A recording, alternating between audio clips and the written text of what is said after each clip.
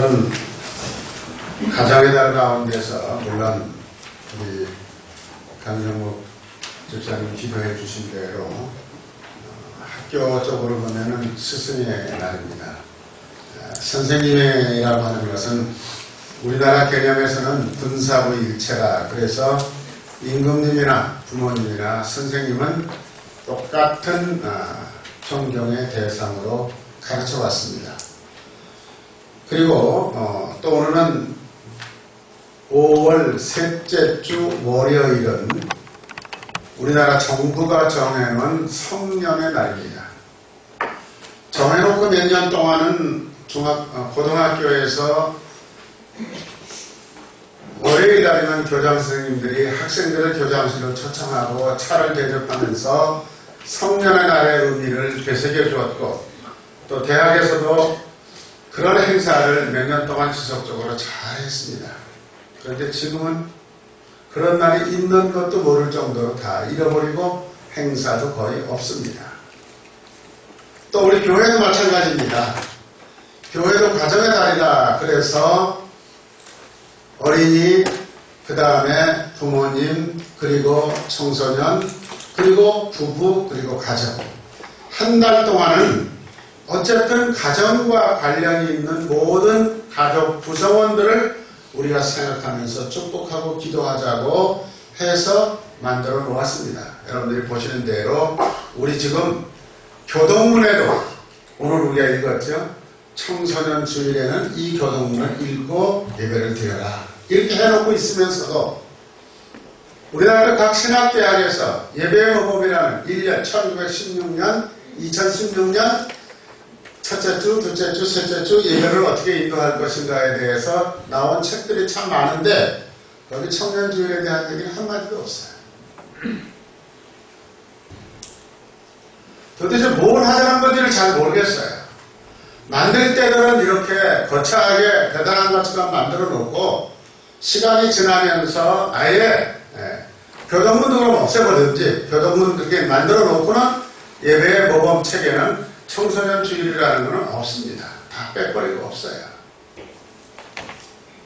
이게 우리의 현실입니다. 그리고 우리가 지금 당면한 가장 커다란 문제 중에 하나입니다. 예수님께서는 말씀하시기를 마지막 성만찬 예식을 거행하시면서 이 일을 행할 때마다 나를 기억하라 말씀하셨어요. 행할 때마다라는 말은 무슨 말이에요? 되풀이해서 작년에 했다고 해서 금년에 안 하는 것이 아니라 기독교 교육의 기본적인 틀은 되풀이해서 가르치는 겁니다. 그래서 매년 똑같은 일을 반복하는 것 같지만 계속해서 가르쳐 줌으로 국민들의 마음속에, 교인들의 마음속에, 청소년들의 마음속에 이게 도무지 변할 수 없는 진리로 낙인이 찍히고, 아, 우리들을 위해서 기도해 주시는 분들이 있구나.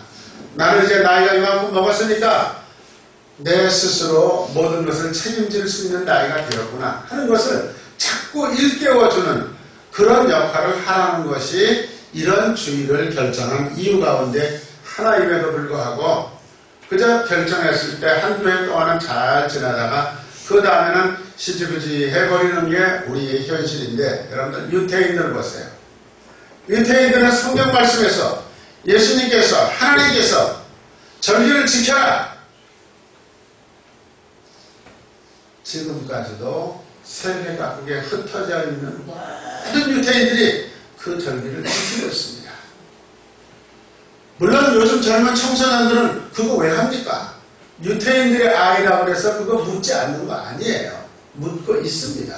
그럼에도 불구하고 아빠 엄마는 6월절이 되면 자기 집에서 살지 아니하고 일주일 동안 들판에다가 천막을 치고 거기서 애들을 잠재우고 밥 먹이고 그러면서 6월절 사건이 있었던 출애굽 성경 말씀을 저녁마다 낮에마다 아이들과 가족이 둘러앉아서 읽고, 그리고 마지막 6월절 날은 일찌감치 밥 먹고 잠들었는데 12시 딱 되니까 아빠가 아이들을 다 깨웁니다. 야, 이놈들아 일어나! 고집 떨어져 있는 아이들이 왜 밤에 잠을 못 자게 깨웁니까? 하고 아버지에게 달려드는 아이들이 있을지도 모릅니다. 그래도 아버지는 자, 우리 선조들이 옛날에 유대 땅에 살다가 애국으로 나올 때 하나님께서 잠자는 우리를 깨워서 탈출하라고 명령을 내려주셔서 우리 선조들이 그 밤중에 모든 거 다 준비해가지고 나왔단다. 그런데 우리가 지금 이렇게 잠자서 되겠냐? 그 교훈을 따라서 우리가 과거에 선조들이 얼마나 고생하면서 살았는지를 아니? 하면서 아버지가 그 성경 말씀을 차근차근 아이들 자는 애로 깨워서 앉혀놓고 읽어주면서 새벽까지 출애굽 스토리를 설명하는 거예요. 그런데 여러분, 우리는 그런 면에서 너무너무 뒤떨어져 있고 잘하는 것 같으면서도 사실은 부족한 점이 너무 많아요. 지금 세계 각국에 흩어져 있는 유태인들 총 숫자가 1,500만입니다. 이스라엘 사람들 전체가 1,500만이에요. 본토에 400만 정도가 살고 있습니다. 나머지는 미국에도 있고 호주에도 있고 영국에도 있고 세계 각국에 다 흩어져 살아요. 근데 여러분 놀라지 마세요. 1,500만 가운데서 지금까지 노벨 평화상을 받은 사람은 194명입니다. 194명. 노벨 평화상의 거의 22%가 1,500만 이스라엘 사람들에게서 나왔다는 거예요. 한국이 세계에서 자녀교육의 열정을 가진 엄마, 아빠 넘버원이라고 합니다. 그런데 우리는 왜 그렇게 안 되는 걸까요? 이스라엘 사람하고 다릅니다. 우리는 좋은 대학만 보내면 된다고 생각하고 그게 자녀교육의 목표라고 생각을 합니다. 그런데 그 사람들은 그렇지 않아요.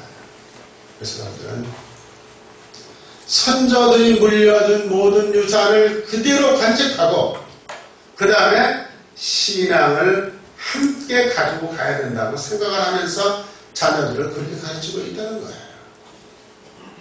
하버드 대학의 교수 전체 가운데 35%가 유태인이에요. 그럼 하버드 대학은 그렇겠습니까?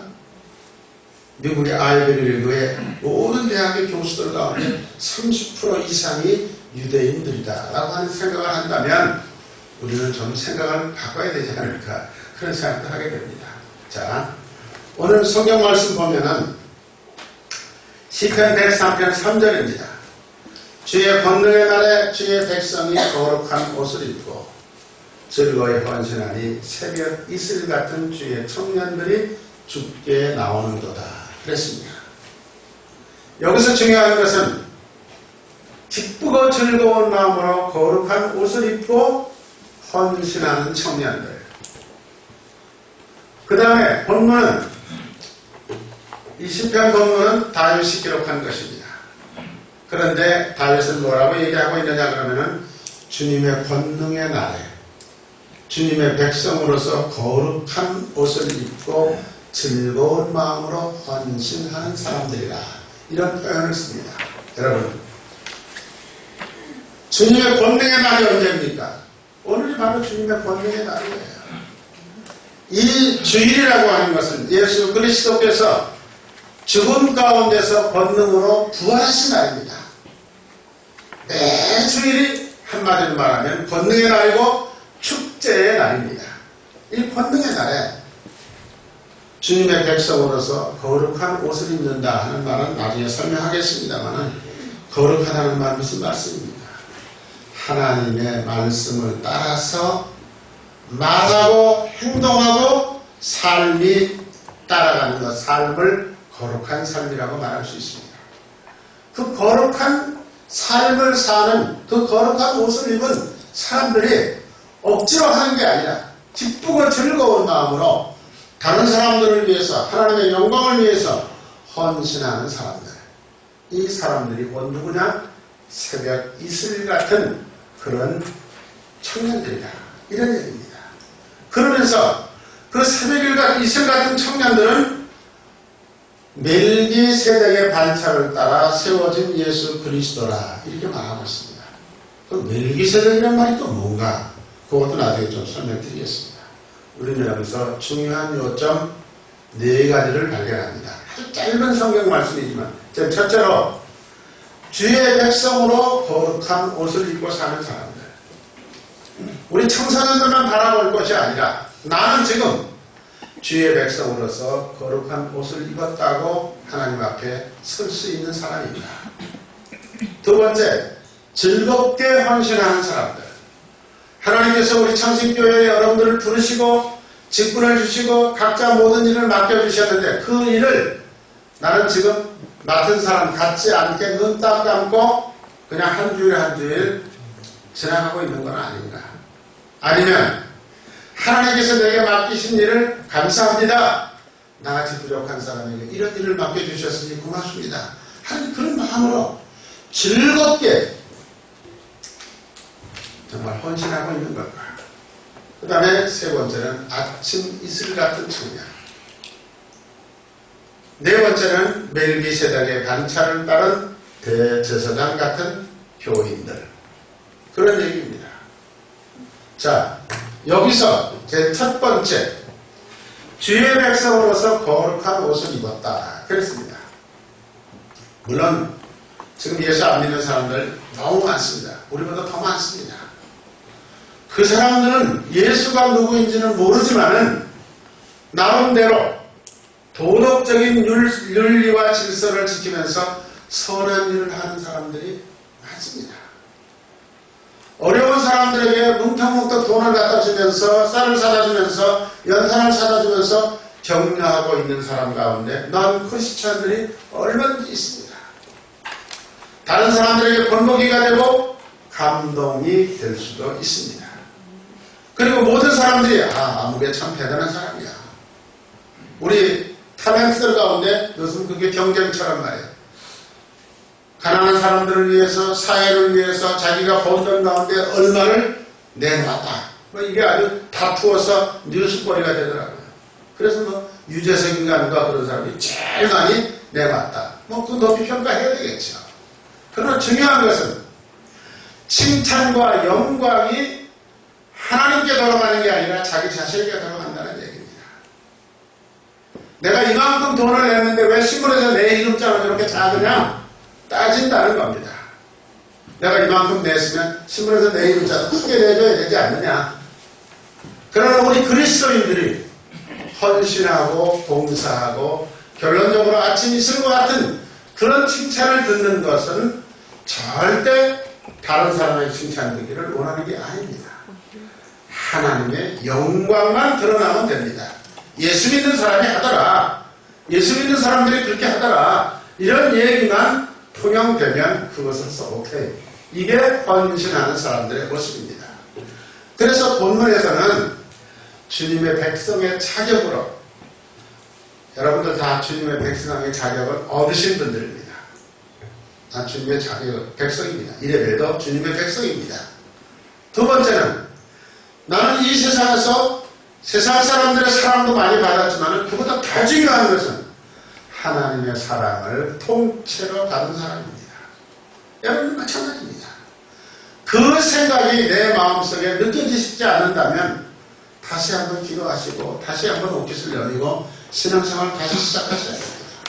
그 다음에 내가 말을 하든지 행동을 하든지 학생들을 가르치든지 내가 하고 있는 모든 일들은 주님을 섬기는 심정으로 주님을 섬기는 마음으로 그렇게 일하고 있다. 적어도 여러분들이 그런 생각을 가지셔야 돼요. 에베소서 6장 5절, 6절, 7절, 8절에 보면은 5절에 이런 말이 있습니다. 종들아 두려워 떨며 성실한 마음으로 육체의 상전에게 순종하기를 그리스도께 하듯 하라 했습니다. 자, 여러분 보세요. 여러분들 다 창신과 관련 곳에서 일을 하고 계십니다. 교장 선생님이 와서 쳐다보니까 일하는 척, 총장님이 왔다 갔다 하니까 잘하는 척, 안 된다는 거예요. 여기 뭐라고 그랬어요? 이사장님의 총장이 나타나지 않는다고 하더라도 육체의 상전에게 복종하기를 어떻게 하라고 그랬어요? 그리스도에게 하듯 해라. 내가 하고 있는 일은 내가 예수 그리스도에게 하듯 이렇게 함으로 나의 섬김을 통해서 예수 그리스도가 저 사람 참 신앙 진실한 사람이야. 저렇게 사니까 저 사람의 생애를 통해서 그리스도의 영광과 향기가 드러나는 거야. 그렇게 하는 거야. 또 6절 보세요. 똑같은 말이에요. 눈 가림만 하여 사람을 기쁘게 하는 자처럼 하지 말고 그리스도의 종들처럼 마음으로 하나님의 뜻을 하라. 5절이나 6절이나 내용은 똑같습니다. 7절 보세요. 똑같아요. 기쁜 마음으로 섬기기를 죽게 하듯 하고 사람들에게 하는 것처럼 하지 말라. 이는 각 사람이 무슨 선을 행하든지 종이나 자유인이나 주께로부터 그대로 받을 줄을 아니라. 자, 여러분, 이 세상에서 나의 신분은 각자 다를 수 있습니다. 그게 중요한 게 아니고 정말 신실하게 내가 그리스도인답게 사랑받은 자답게 구원의 확신을 받은 자답게 예수님을 섬기는 마음으로 직장에서 일하고 계시느냐, 또 내 자녀들을 그렇게 내가 가르치고 있느냐 하는 것을 우리는 한번 다시 생각을 해봐야 돼요. 그리고 아까 제가 조금 설명을 했습니다만 거룩함으로 옷 입어라. 거룩하다는 게 뭐냐? 뭐가 거룩한 거냐? 여기 자세하게 설명이 나와 있어요. 고린도후서 7장 1절에 있는 말씀입니다.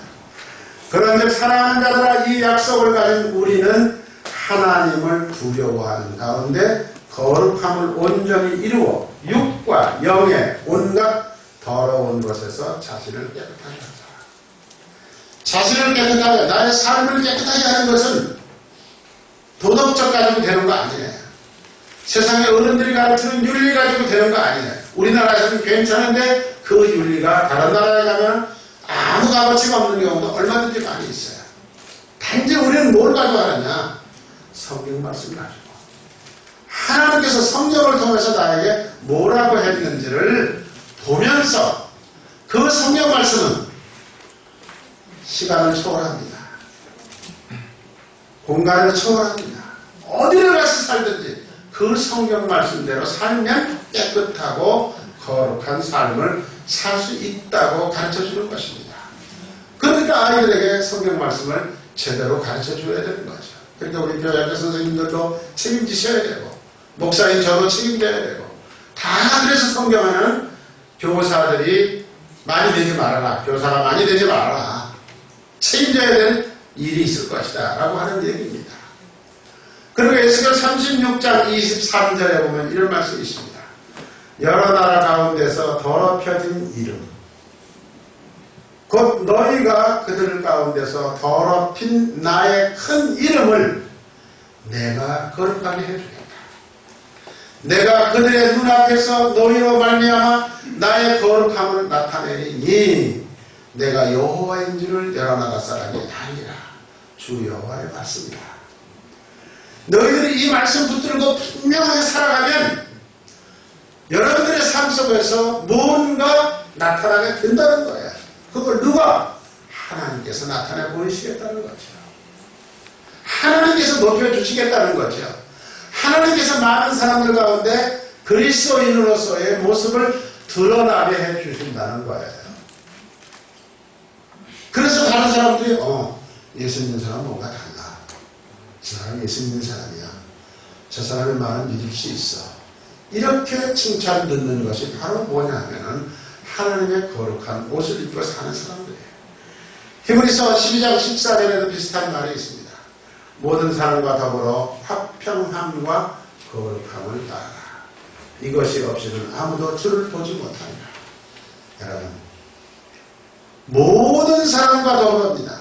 우리 식구들끼리만이 아니고 내 가족들끼리만이 아니고 내 교회 교인들끼리만이 아니라 우리 그리스도인들은 어느 곳에 내놓아도 다른 사람들이 볼 때 존경스러운 눈으로 바라볼 수 있도록 화평과 더불어 거룩함을 따라야 된다고 성경은 가르치고 있습니다.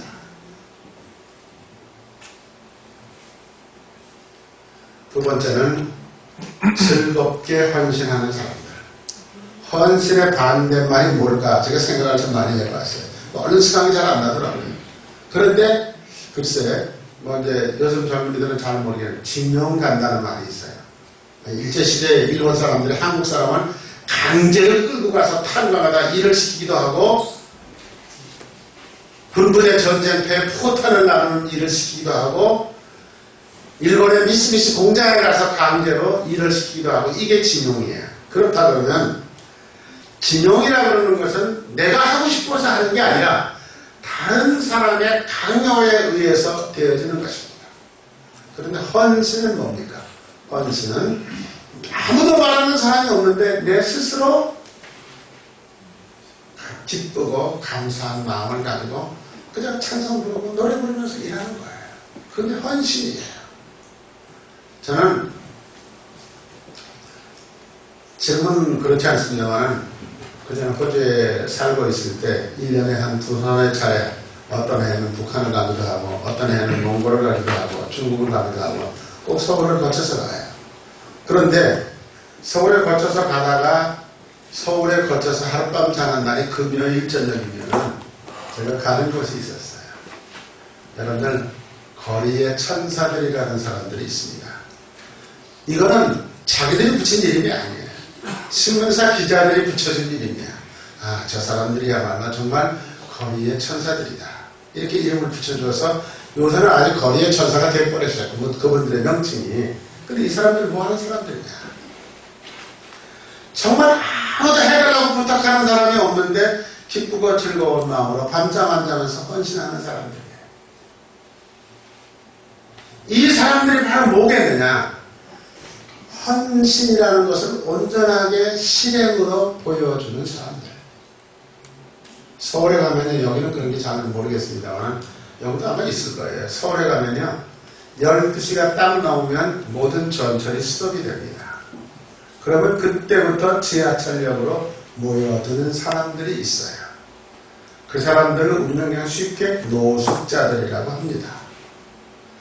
역마다 있습니다. 역마다. 다 그 과자 담았던 박스 그거 하나씩 들고 그리고 그 지하철로 다 모여듭니다. 그래서 거기다가 쭉 깔아놓고 밤을 새면서 얘기하는 사람도 있고 뒤집어 쓰고 자는 사람도 있고 그런데 그런 사람들에게 저녁 식사를 만들어서 갖다 주는 사람들을 보고 거리의 천사들이라는 이름을 붙인 겁니다.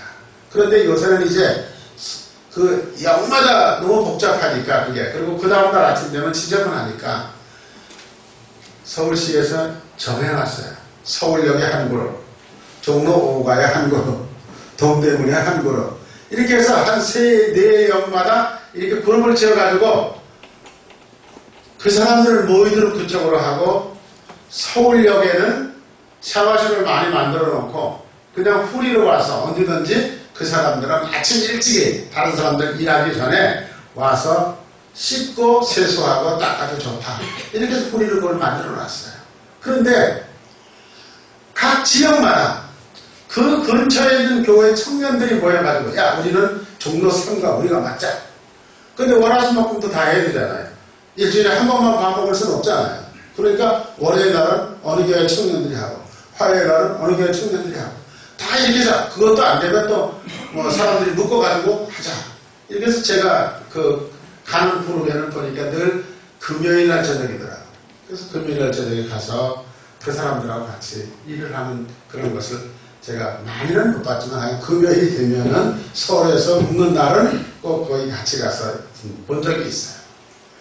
또 그런 사람들뿐만 아니라 선교 현장에서 정말 모든 고난을 무릅쓰고 일하는 사람들. 여러분 선교 현장 좋을 것 같죠? 안 좋아요. 선교 현장은 내 주변에 보이는 모든 사람들은 나에게 손 내오는 사람밖에 없습니다. 선교 현장에 가서 아무리 명강의를 해도 강사를 주는 선교 현장은 한 군데도 없습니다. 끝나고 나면 목사님 나 이런 사정이 있는데 좀 도와주십시오. 우리 교회에 이런 사정이 있는데 좀 도와주십시오. 전부 도와달라는 사람들이에요. 그 다음에 이스라엘권에서 사역하시는 분들. 이건 생명 내놓은 사람들이에요. 언제 어떤 방법으로 테러를 당하는지 알 수가 없어요. 그런데도 거기다가 생명 묻기로 작정하고 일하는 사람들. 사사기 5장 9절에 보면 이런 말씀이 있습니다. 내 마음이 이스라엘 백성을 사모함은 그들이 백성 중에서 즐거이 헌신하였으니 여호와를 찬송하라. 즐겁게 헌신하는 백성들에게 하나님께서 주시는 놀라운 축복이 뭐냐 그러면 여호와 하나님을 찬송하면서 사는 기쁨과 감사의 마음을 주신다는 거예요. 그 다음에 세 번째는 새벽 이슬 같은 청년들이에요. 주님께 헌신한 자가 받는 그리스도의 진리는 언제나 새롭고 힘이 있다는 뜻입니다. 여러분, 새벽 이슬 보셨어요? 요즘 젊은 청년들은 새벽 이슬 같은 청년들이라고 해놓긴 했는데 내가 아침에 보면 일찍 일어나는 아이들이 별로 없어요. 그냥 늦잠 자고 엄마가 아빠가 깨워야 되고 그런데 언제 새벽 이슬 보겠어요? 새벽 이슬이 뭐예요? 가장 깨끗하다는 것을 의미하는 겁니다. 비가 오지 않았는데도 밤에 하늘에서 습기가 내려와가지고 그 풀잎 위에 다물방울, 물방울이 생기는 게 새벽 이슬이에요. 그 물방울은 깨끗하다는 의미가 있고 그 다음에 또 뭐예요? 새로운 출발이라는 힘이 그 속에 있습니다. 그 물방울 하나 아무것도 아닌 것 같은데 새벽 이슬을 보는 사람, 새벽 이슬을 맞는 사람 분명하게 잘 될 수 있는 사람들입니다. 역사를 바꾸는 사람들입니다. 세상을 변화시키는 사람들입니다. 이게 새벽 이슬 같은 청년들이라고 성경이 표현하고 있는 말의 의미입니다. 히브리서 13장 8절에서 9절을 보면 이렇습니다. 예수 그리스도는 언제나 오늘이나 영원토록 동일하시느니라. 예수님은 변함이 없으신 분이에요. 9절에 여러 가지 다른 교훈에 끌리지 말라. 마음은 은혜로서 굳게함이 아름답고 음식으로서 할 것이 아니니 음식으로 말미암아 행한 자는 유익을 얻지 못한다. 새벽 이슬 같은 청년들은 무슨 말이에요? 마음을 굳게 하라는 거예요. 절대 남의 얘기 듣고 넘어가지 말아야 돼요. 미국의 유명한 미래학자가 이렇게 얘기했다. 유명한 미래학자뿐이에요. 그분이 예수 그리스도 아니에요. 그분이 하나님 아니에요. 영국의 어떤 역사학자가 20세기에 가장 위대한 일은 뭡니까? 불교가 서양권에 전달된 것입니다. 누가 그렇게 얘기를 했어요. 그랬더니 불교에서는 그걸 가지고 유명한 대학의 교수가 이렇게 얘기했다. 여러분, 유명한 대학의 교수가 뭐 이렇게 중요해요? 그건 하나님 말씀 아니에요. 우리가 그걸 생각해야 돼요. 하나님의 말씀을 따라서 정말 꿋꿋하게 다른 교훈에 넘어가지 말고 이단에 넘어가지 말고 요즘 이단이 얼마나 편을 칩니까? 신천지가 뭐 원세상다 뒤집어 엎을 줄 내가 치지만 거기 넘어가면 안 돼요. 이 말에는 제일주가 아닙니다. 지극히 평범한 목사 가운데 한 사람이고 교단에서 쫓겨난 목사입니다. 여러분 분명히 아셔야 돼요. 자, 제가 우리 청년들을 위해서 글쎄 요즘 여기 고등학교 국어 선생님들 교과서에 있는지 모르겠는데 제가 학교 다닐 때 옛날에 국어 교과서에 이거 제가 달달달달 외우던 거예요. 아마 연세 드신 분들은 기억이 하실 거예요. 민태원이라고 하는 사람이 쓴 청춘 예찬이라고 하는 글이 있었어요. 저 글이 너무 좋아요. 제가 읽을 테니까 좀 잘 들어보세요. 청춘. 이는 듣기만 해도 가슴이 설레는 말이다. 청춘. 너의 두 손을 대고 물방아 같은 심장의 고동을 들어봐라. 청춘의 피는 끓는다. 끓는 피에 피노는 심장은 거선의 기관같이 힘이 있다. 이것이다. 인류의 역사를 꾸며 내려온 동력이 바로 이것이다. 이성은 투명하되 얼음과 같으며 지혜는 날카로우나 갑속에 든 칼이다. 청춘의 끓는 피가 아니었다면 인간이 얼마나 쓸쓸했으랴. 얼음에 쌓인 만물은 죽음이 있을 뿐이다. 그들에게 생명을 불어넣는 것은 따뜻한 봄바람이다. 풀밭에 송이 나고 가지에 쌀이 들고 꽃 피고 새우는 봄날의 천지는 얼마나 기쁘며 얼마나 아름답냐. 이것을 얼음 속에서 불러내는 것이 따뜻한 봄바람이다. 인생의 따뜻한 봄바람을 불어오는 것은 청춘의 끓는 피다. 이런 얘기가 있습니다. 이 말은 무슨 말이에요? 젊은이들의 그 뜨거운 열정만이 역사를 바꾸고 세상을 봄바람처럼 아름답게 만들어갈 수 있다. 그런 얘기입니다. 그런데 오늘 젊은이들에게 이런 기대를 우리가 가질 수 있을까? 그런 생각이 듭니다. 조금 전에 말씀드렸던 거리의 천사들의 모습을 제가 조금 옛날 사진으로 집어넣어 봤습니다. 이게 서울역 지하철 밑에서 잠자는 사람들, 옷 입은 붉은색 옷을 입은 사람들이 봉사하는 사람들입니다. 답을 해가지고 가서 그 거리에 노숙자들이 가면 다 모여들어요. 그럼 저는 언제든지 가서 기도하는 게 제 일이었어요. 다 같이 모아놓고 같이 기도하고 나면 국 떠주는 사람이 있고 밥 말아주는 사람이 있고 또 계란 하나 삶은 거 갖다 주는 사람이 있고 그래서 봉투에다 계란 넣고 소금 넣어서 주면서 먹고 나면 그 봉투에다가 다 집어넣어서 어느 쓰레기통에 넣어달라고 부탁을 하고 이렇게 줄로 서가지고 아주 분업적으로 일을 하는데 12시 딱 돼서 12시 현장에 가면 12시 반쯤 됩니다. 그러면 새벽 한 2시, 3시까지 그 일을 해요. 참 많은 사람들에게 봉사활동을 하는 거죠. 이거는 좀 다른 얘기입니다만 서울에 신일고등학교라고 있습니다. 기독교 학교입니다. 신일고등학교 그렇게 오래된 학교 아닙니다. 그런데 금요일을 저녁에는 이 신일고등학교 출신들 가운데 마음에 불이 타서 못 견디는 사람들이 다 모여요. 대학의 교수도 있고 의사도 있고 고등학교 선생님도 계시고 뭐 각계각층의 사람들이 다 모입니다. 모여가지고 자기들 주머니 털어가지고 음식 만들어서 갖다가 나눠줘요. 그러다 보니까 자기들끼리도 서너 명 안에 정이 붙고 또 선배들 후배들 끌어주고 모르던 선배들 저분이 저렇게 됐구나 하고서 거기 나와서 같이 음식을 나누고 일을 하고 합니다. 지금 고려대학교 총장인 염재호 총장이 이 금요일날 여기 나와요. 작업복 입고 나와가지고 같이 젊은 청년들하고 음식 만들어서 나눠주는 일을 한 번도 안 빠지고 하고 있습니다.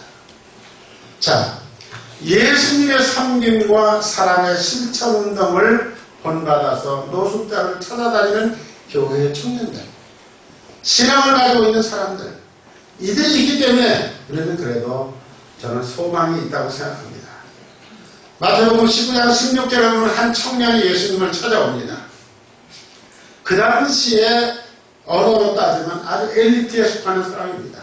돈 많은 부자였습니다. 그 다음에 요즘 말하면 국회의원 같은 관원이었습니다. 교양, 지식, 명예, 권세 다 가진 모든 사람들에게 존경을 받는 사람이었습니다. 그런데 그 청년의 마음속에 해결할 수 없는 문제가 하나 있었어요. 그래서 예수님을 찾아옵니다. 선생님, 어떻게 하면 영생을 얻을 수 있을까요? 예수님 딱 이런 자에 한마디로 계명을 실천해라. 예, 계명 제가 어렸을부터 다 실천했습니다. 그래, 그럼 네 재산 팔아서 가난한 사람들에게 나눠줘라. 다시 말하면 영생의 길을 가로막고 있는 것이 재산이라고 하는 것을 예수님은 딱 꿰뚫어지게 보시고 그거 팔아서 가난한 사람들이 나눠줘라. 예, 알겠습니다. 그 청년은 그리고 돌아가는데 성령에 다시 나타나지 않습니다. 재물 때문에 그거 아까워서 다시 주님 앞에 나타날 수 있는 용기를 가지지 못했던 것이죠. 다시 말하면 재물이 영생을 갈아먹는 일을 했던 것입니다. 오래됐습니다만 제가 기억을 합니다. 1288년 우리나라 올림픽 대회가 있었던 데에 범양상선의 회장이 자기 집에서 자살을 했습니다. 자살한 이유는 몰라요. 그런데 자살하고 난 다음에 그의 통장에 돈이 얼마나 남아 있었느냐? 344억 원의 돈이 통장에 있었어요. 한마디로 말하면 344억 원의 돈을 놓고도 그거 하나 멋지게 쓰지 못하고 자살해버리고 만 사람. 얼마나 불쌍합니까? 여러분, 염려하지 마세요. 그 금요일 날 저녁마다 노숙자들에게 먹을 수 있는 300명의 된장국을 끓여주는 할머니가 서울 동대문 교회의 권사님인데 그분 뭐 하시는 분인지 아세요? 동대문 시장 앞에서 바구니에다 채소 넣고 파는 아주 할머니예요. 일주일 동안 그 채소 팔아가지고 몇 번 되겠어요. 그런데 그 할머니가 매번 300명의 국을 끓일 수 있는 된장, 돈, 그걸 다 그 단체에다가 기부를 해주셔요. 그래서 그걸 가지고 끓여서 나눠주는 거예요. 그러니까 꼭 돈 많은 사람들이 봉사하는 거 아니에요. 예수 그리스도의 사랑을 깨닫고 새벽 이슬 같은 그런 청년들의 마음을 가진 사람, 나이는 많지만 그런 사람들이 이렇게 사회를 위해서 봉사하는 것입니다. 그러니 여러분, 우리는 물론 서울 살지 않지만 서울에만 봉사의 일감이 있는 건 아니에요. 아마 여기도 얼마든지 우리가 찾으면 봉사의 일감이 있습니다. 그래서 함께 기도하고 특별히 우리 청년들, 나는 미래에 이렇게 살아야 되겠다 좀 결단하는 좋은 시간이 됐으면 좋겠어요. 네 번째, 멜기세덱의 반찬이라는 말은 아주 쉬운 말인데 여기 뒤에 보면은 히브리서 7장 1절에서 3절에 설명을 해놨어요. 이 멜기세덱은 살렘 왕이요. 살렘이라는 말은 평화입니다. 평화의 왕이요. 지극히 높으신 하나님의 제사장이라. 여러 왕을 쳐서 죽이고 돌아오는 아브라함을 만나서 축복을 해준 자다. 아브라함이 모든 것의 10분의 1을 그에게 나누어 주니라. 그 이름을 해석하면 의의 왕, 살렘왕, 평화의 왕. 이는 곧 평강의 왕이라. 아버지도 없고 어머니도 없고 족보도 없고 시작한 날도 없고 생명의 끝도 없어 하나님의 아들과 닮아서 항상 제사장으로 있느니라. 그러니까 멜기세덱의 반찬은 말은 무슨 말이에요? 예수 그리스도를 그대로 닮아서 순간순간을 살아가는 사람들을 말하는 것입니다. 히브리서가 제가 개인적으로 설명하지 않고 히브리서가 이렇게 구체적으로 우리들에게 그 설명을 해주고 있습니다. 자, 우리 특별히 오늘 우리 청신교회 생활을 하고 있는 청소년들은 이런 마음을 기억하고 나도 정말 예수 그리스도께서 가르쳐주신 대로 예수님께서 행동으로 보여주신 대로 나도 그렇게 살아서 멜기세덱의 대를 이어가는 그런 사람으로 거룩하고 멋지게 새벽 이슬같이 살아야 되겠다. 그렇게 결단하시고 또 여러분 우리 창신교회 교회 여러분들은 내 집에서 자라나고 있는 청소년들, 우리 교회 안에서 자라나고 있는 청소년들을 위해서 늘 기도하시는 여러분들이 되시기를 주님의 이름으로 축원합니다. 하나님 감사합니다. 청소년들이 갈팡질팡하면서 방황하고 있는 시대에 우리가 살고 있습니다. 이들을 바르게 인도할 것은 오직 예수 그리스도의 말씀밖에 없다고 했습니다. 하나님 특별히 우리 창신 교회에서 자라나고 있는 청소년들, 창신 중고등학교 대학 안에서 자라나고 있는 모든 청소년들, 하나님의 능력의 손으로 붙드시고 지켜주시옵소서. 예수님의 이름으로 기도하옵나이다.